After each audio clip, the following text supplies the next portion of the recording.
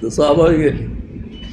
അത് ഏതെങ്കിലും ഘട്ടത്തിൽ തെരഞ്ഞെടുപ്പിൻ്റെ മുൻപ് LDF ജയിക്കാൻ പോകുന്നെന്ന് പറഞ്ഞിട്ടുണ്ടോ ഇത്തരം സർവേയിൽ? കഴിഞ്ഞ സർവേയുടെ ഫലം എന്തായിരുന്നു?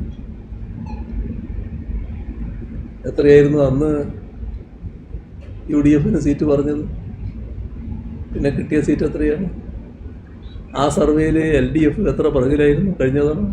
കഴിഞ്ഞ 2021 ഞാൻ പറയുന്നത്. അപ്പോൾ ഇതൊക്കെ സാധാരണ തെരഞ്ഞെടുപ്പിന് മുൻപ് കാണിക്കുന്ന ഒരു ഗിമ്മിക്കാണല്ലോ. അതല്ലല്ലോ നാടിൻ്റെ അനുഭവം. നാട് അവരുടെ അനുഭവത്തിൻ്റെ അടിസ്ഥാനത്തിലല്ലേ വോട്ട് ചെയ്യുന്നത്. അങ്ങനെ വരുമ്പോൾ LDF എന്തിനാണ് 2021 തുടർഭരണം ഏൽപ്പിച്ചത്? ദീർഘകാലമായിട്ട് കേരളത്തിൽ നിലനിന്ന് വരുന്ന ഒരു സമ്പ്രദായത്തെയല്ലേ മാറ്റിയത്? അത് ജനങ്ങളുടെ ബോധ്യത്തിൻ്റെ അടിസ്ഥാനത്തിലല്ലേ. അപ്പോൾ ആ തുടർഭരണം ഏതെങ്കിലും തരത്തിൽ ഒരു വിനയായിപ്പോയി എന്ന് ജനങ്ങൾക്ക് എപ്പോഴെങ്കിലും തോന്നിയിട്ടുണ്ടോ?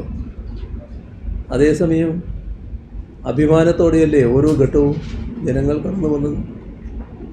ഞങ്ങളെടുത്ത തീരുമാനം ശരിയായി എന്നല്ലേ ജനങ്ങൾ കണ്ടത്.